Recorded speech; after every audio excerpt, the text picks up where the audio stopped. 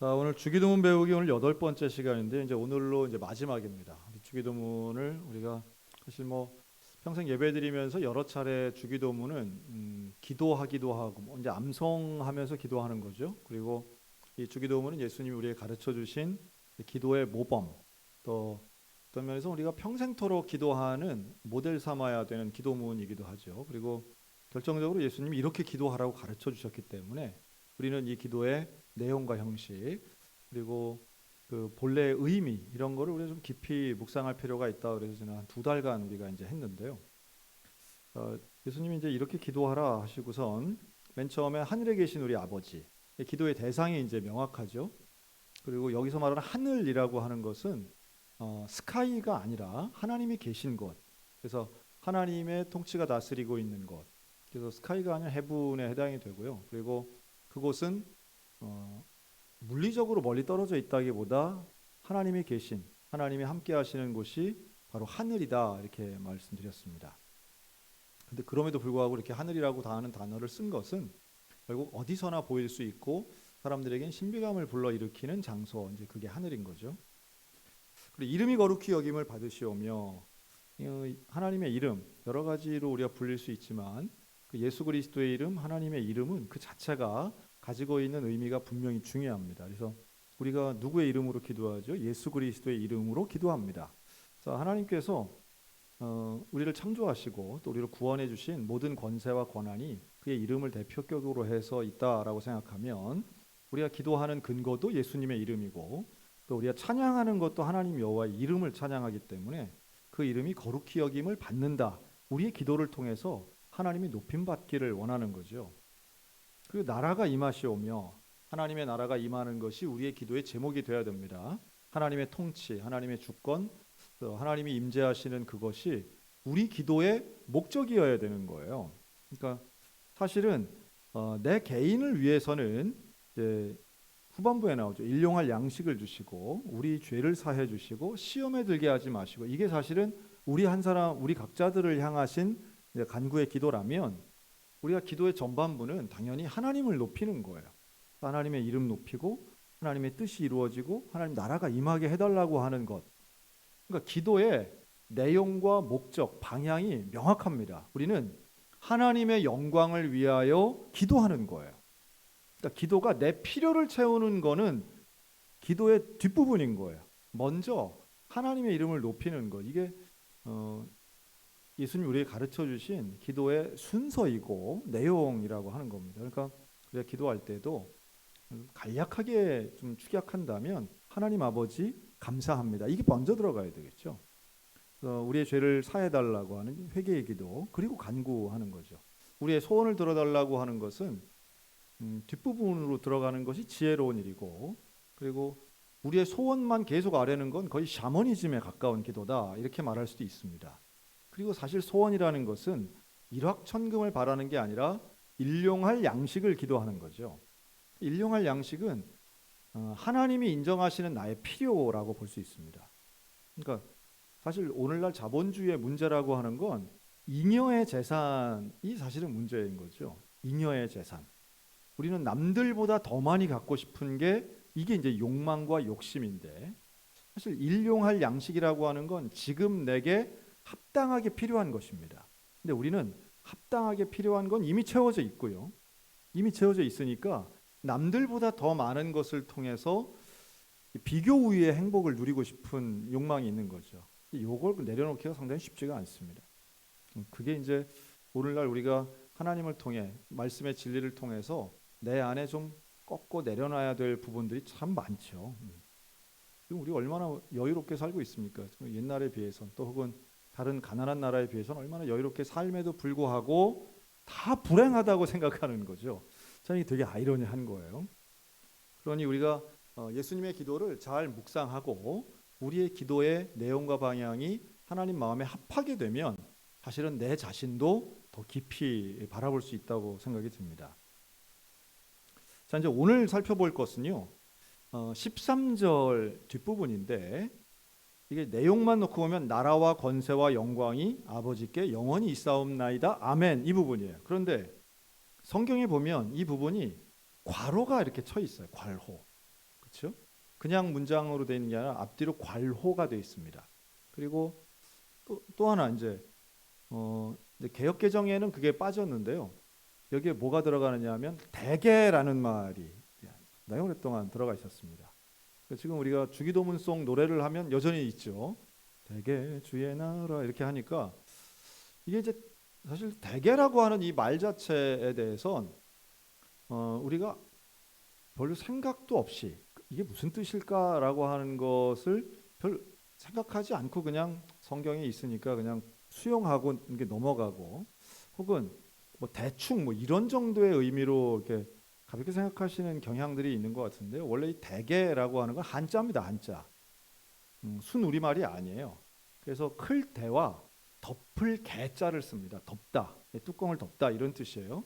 그래서 그 말뜻만 놓고 본다면 크게 덮어버린다는 거예요. 근데 이게 뭐 크게 덮는 게 또 뭘까? 이게 다시 말해서 어떤 의미를 큰 원칙을 가지고 큰 의미로 볼 때에 이런 겁니다. 그건 이제 어의만 가지고 얘기하는 거예요. 한자 의미만 가지고 보면 큰 의미로 우리가 볼 때에.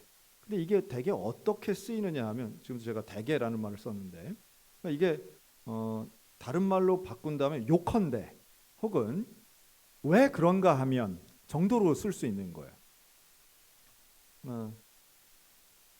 되게 우리가 이렇게 모르는 것을 할 때 대충 짐작하지 않습니까? 그런데 이 대개라고 하는 의미는 큰 의미로 여러 가지의 의미들을 통합적으로 포괄해서 말할 때 요컨대 그 왜 그런가 하면 이렇게 대체할 수 있는 표현인 거예요. 근데 이제 요게 사실은 접속사처럼 쓰였기 때문에 우리 개역개정에서는 좀 뺐습니다. 이게 사실 토론이 많았었는데 이 대개를 이제 빼야 된다 혹은 뭐 유지해야 된다 논쟁도 좀 있었는데요. 어쨌든 지금은 대개 이제 빼는 것으로 이렇게 지금 진행을 했습니다. 근데 어쨌든 그 의미 자체는 왜 그런가 하면 정도로 우리가 볼 수 있다는 거예요. 그 접속의 의미가. 자, 그렇다면 이 괄호를 한 의미는 뭔가 하면요. 원래의 그 헬라어 본문에는 이 괄호 안에 있는 내용이 없어요. 즉 나라와 권세와 영광이 아버지께 영원히 있사옵나이다. 이 내용이 없어요. 근데 왜 없앴느냐? 필요가 없어서 뺀 게 아니라 나중에 사본으로 들어가는데요. 그 이유는 유대인들은 이러한 표현을 다 알고 있는 거예요. 그러니까 기도를 할 때는 당연히 하나님 앞에 영광과 나라와 권세와 영광이 하나님 앞에 다 있습니다. 라고 하는 것을 일반적으로 다 추가해서 넣는 거예요. 우리는 이거를 이러한 방식의 찬양을 뭐라고 하느냐면 송영이라고 합니다. 송영. 여러분 우리가 송영은 하나님의 이름을 높이 받들어 올려서 찬양하는 거예요. 근데 송영은 대개 우리 예배 순서에 어디에 들어가죠? 뭘 우리가 송영이라고 하죠? 맨 앞이나 맨 뒤를 얘기하는 거예요. 그 맨 끝에 매주마다 반복해서 부르는 찬양이라고 하는 의미가 좀 있습니다.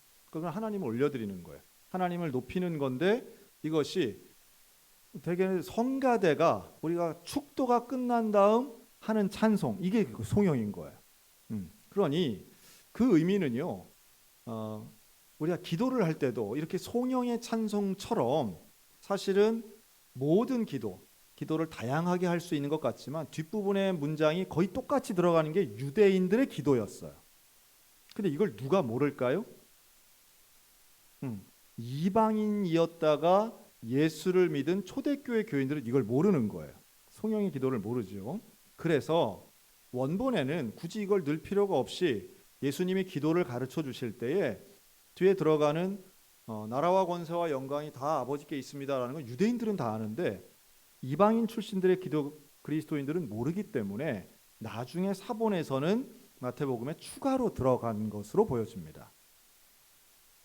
그럼에도 불구하고 이 송영의 내용도 우리가 잘 유추해서 보면 사실은 기도의 결론이라고 볼 수 있어요. 예수님이 가르쳐 주신 이 기도의 결론이에요.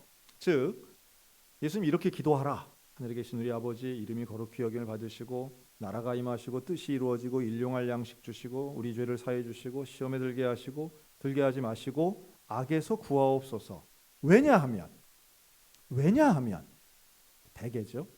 왜 그런가 하면 모든 나라와 권세와 영광이 아버지께 있기 때문입니다. 그러니까 우리가 이렇게 기도할 수 있는 근거가, 우리가 이런 순서로 기도하는 이유가 모든 권세가 우리 아버지께 있기 때문인 거예요. 여러분, 이 나라라고 하는 건 왕국 바실레이아라는 단어인데요. 이 나라는 당시에 예수님 때의 나라는 누구 것일까요? 그 나라는 이때 당시에 2000년 전, 3000년 전 나라는요, 왕의 것이에요. 왕. 그런데 이때 유대 지역을 다스리던 왕들은 뭐 헤롯 같은 분봉 왕이기도 하지만 결국은 로마 황제입니다. 다 그 나라가 국민의 것이 아니에요. 지금이나 되니까 민주공화국에 사니까 나라가 국민의 것, 백성의 것 이렇게 얘기하죠. 그렇게 말한 지 얼마 안 됩니다. 나라는 황제의 것, 왕의 것, 뭐 그런 거예요. 그리고 백성은 다 왕에게 충성하는 존재지 나라의 주인이라는 말은 정말 우리 대한민국 국민을 놓고 본다면 100년도 안 된 거예요. 그럼 대한제국의 주인이 누구였어요? 고종 황제 거죠. 그저 왕이 듣기 좋으라고 백성을 위한다 말했지, 이러한 봉건주의 사회에서는, 또 고대 사회에서는 당연히 나라는 왕의 것입니다. 그런데 그 나라가 하나님의 것이라는 거예요. 그러니까 예수님 때에 대부분의 사람들은 이 나라는 황제의 것, 로마의 것, 막 이렇게 외치던 시대에 이 나라는 하나님의 것이다. 왕국이 아닌 하나님의 왕국이다. 이렇게 선포하는 거예요. 또 권세도 마찬가지입니다. 권세는 어디서 누가 제일 큰 권세 잡은 자입니까? 당연히 왕이 권세가 제일 크죠. 그러니 이러한 권세가 우리 아버지의 것입니다. 하나님 아버지의 것이에요 라고 하는 것은 개인의 고백을 넘어서 신앙의 선포가 되는 거예요. 여러분, 우리 여호와 하나님의 권세와 권능이 이 땅에 있는 그 어떤 권세보다 큰 것을 믿으시기 바랍니다. 또 이것을 인정하는 것이 우리에게는 능력이 됩니다. 이 권능을 뭐 두나미스라고 그러죠. 헬라어로. 두나미스는 나중에 다이너마이트라는 단어로 바뀌어집니다. 거기 어근이 돼요. 다이너마이트의 어근. 그만큼 힘이 있다는 거예요. 이 권세, 하나님의 권세라고 하는 건 세상의 힘과는 비교할 수 없는 거예요. 세상에 아무리 권세자가 길 것 같고 힘 있는 것 같아 보여도 결국 생명의 한계를 뛰어넘을 수 없는 거죠. 지금 뭐 브라질에서 지금 대통령 선거 한다 그러죠. 근데 브라질에는 대통령에 누가 나왔냐면 전직 대통령이 또 나와가지고 룰라 대통령이 또 나와가지고 참 그 남미는 보면 참 신비한 것 같아요. 남미하고 필리핀 이런 나라들은 야, 어떻게 저런 게 저렇게 가능한가? 독재자의 부인이 대통령 선거에 나오고 또 저기도 그 부패로 처벌받았던 대통령이 또 전 대통령이 나와서 지금 될 것 같아요. 결선 투표 올라갔는데 뭐 우리가 브라질 대통령에 관심이 뭐 없으시겠지만 전 세계에 그 제대로 된 권력자라든가 권력 이양이라든가 이런 게 참 드문 이유는 사람들이 권력을 붙잡으면 놓지 않으려는 거죠. 죽을 때까지 권력의 자리에서 내려오지 않으려고 하는 그것 때문이죠. 그런데 그 권세가 인간이 누리려고 가지려고 갖고 싶어하는 그 권세는 한계가 있습니다. 결국 끝이 있는 거죠.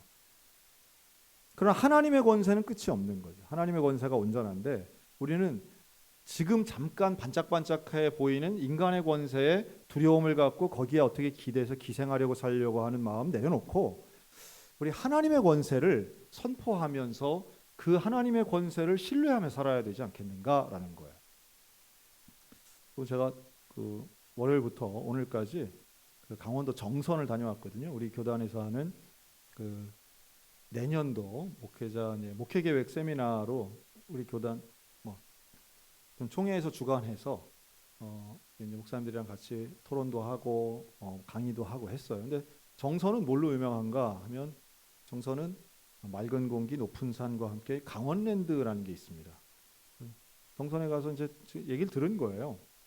야, 그 뭐 정선에 있는 그 카지노 이게 좀 다른 데도 그런 게 있는지 모르겠는데 여기는 하여튼 국내 내국인들이 그렇게 이제 들어가는 데라는 거잖아요. 근데 여러분 안 가보셔서 모르겠죠. 네. 안 가보셔서 모르겠지만 여러분 정선 카지노에 사람들이 얼마나 많이 갈까요? 정말 많이 갑니다. 정선은 물론이고 강원도 세수에 강원도에서 가장 매출이 큰 기업이 강원랜드입니다. 1등 기업.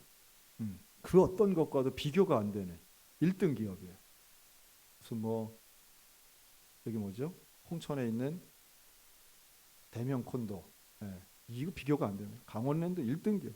세상에. 와, 거기에 사람들이 그냥 돈을 들고 몰려가서 야, 저게 근데 왜 저렇게 하는가 봤더니요. 제가 한번 말씀드린 적이 있는 것 같은데 여러분 여러 중독이 있죠. 알코올 중독, 또 쇼핑 중독, 뭐 마약 중독 이런 게 있는데요. 중독 중에 가장 강력한 게 도박 중독이라는 거예요. 왜냐하면 도박 중독을 통해서 그 도파민보다도 뭐 100만 배 정도 강력한 물질이 나온다고 하더라고요. 그 도박을 통해서 얻는 쾌감. 물론 돈을 따는 것이기도 하지만 그 돈 따본 그 쾌감을 경험한 사람은 이제 헤어날 수 없다는 거예요. 왜냐하면 그 정도의 쾌감을 주는 게 이 세상에 존재하지 않는 거예요. 야, 참 신기하죠. 그러니까 밤을 새우는 거예요. 그러니까 전 재산을 갖다 바치는 거고요. 참 놀라운 그 이제 전문가죠. 그런 도박 상담 센터의 장으로 있던 그 전문가 얘기하시는데 뭐라 그러냐면 일단 도박 중독이 되면 돈을 따려고 가는 게 아니랍니다. 돈을 따려고 가는 게 아니고 그 도박장 안에 들어가기만 해도 마음이 평안하대요. 놀라운 얘기 아닙니까? 도박장 안에만 들어가도 평안하고 이제 슬롯 머신이라고 그러고 옛날에 슬롯 머신이라고 그러고 이제 뭐 땡긴다 그러면 땡기는 건 하나도 없고 다 버튼 누른다고 하더라고요. 그 기기 앞에 앉으면요. 그 자체로 벌써 어떤 그 기쁨의 물질이 막 나온다는 거예요. 그러니까 제가 이렇게 얘기하면 나도 그런 쾌락을 느끼고 싶다 이런 분이 혹시 계실지 모르겠어요. 그럼 그거는 스스로 죽는 걸 알면서도 망하는 걸 알면서도 참 사람이 연약할 뿐만 아니라 유혹에 참 쉽게 넘어가는구나 하는 걸 봅니다. 근데 결국 그것은 하나님의 통치, 하나님의 섭리, 하나님의 나라에 대한 영광을 외면할 뿐만 아니라 그런 것에 하나님의 거룩한 나라에 대한 가치를 이거 완전히 무시하는 경향인 거죠.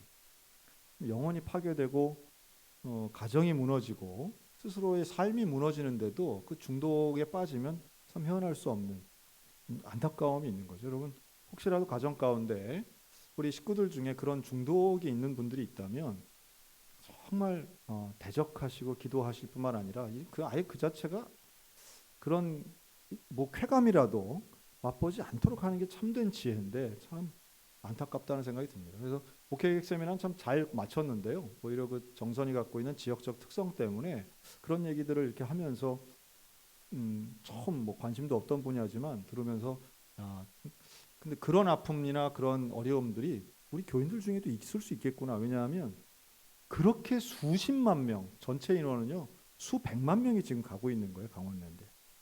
그 전체 한 번에 들어갈 수 있는 제한 인원이 2천 명이랍니다. 2천 명, 2천 명인데 거기 줄이 그렇게 길다는 거 아니에요. 한 명 나와야 1999명이 돼야 한 명 들어가는데 아침부터 저녁까지 그렇게 줄 서 있고 참 심각하죠. 근데 오늘 결론이 이래요. 하나님의 나라, 하나님의 권세, 하나님의 영광 이것을 찬양하죠. 여러분 우리의 삶에 중독이나 부패나 혹은 죄악으로 가득한 삶이 아니라 기도가 습관이 되고 기도가 훈련이 되고 예수님이 가르쳐 주신 이 기도가 우리의 매일의 삶의 실천이 되면 결국 우리의 결론은 너무도 명확해요. 하나님이 다스리시는 나라, 하나님의 권세와 권능이 가득한 시대, 그리고 그 모든 걸 통해서 영광 받으시는 그 하나님, 나는 그 하나님을 믿습니다. 그래서 나라와 권세와 영광이 아버지께 어떻게 있어요? 영원히 있사옵나이다. 영원히. 여러분 영원한 영광은 하나님께만 있는 것을 믿으시기 바랍니다. 온전한 권세는 여호와 하나님께만 있는 거예요. 다른 데 있지 않아요. 우리가 이것만 제대로 믿어도 헛된 것 따라가지 않을 것이라고 믿습니다.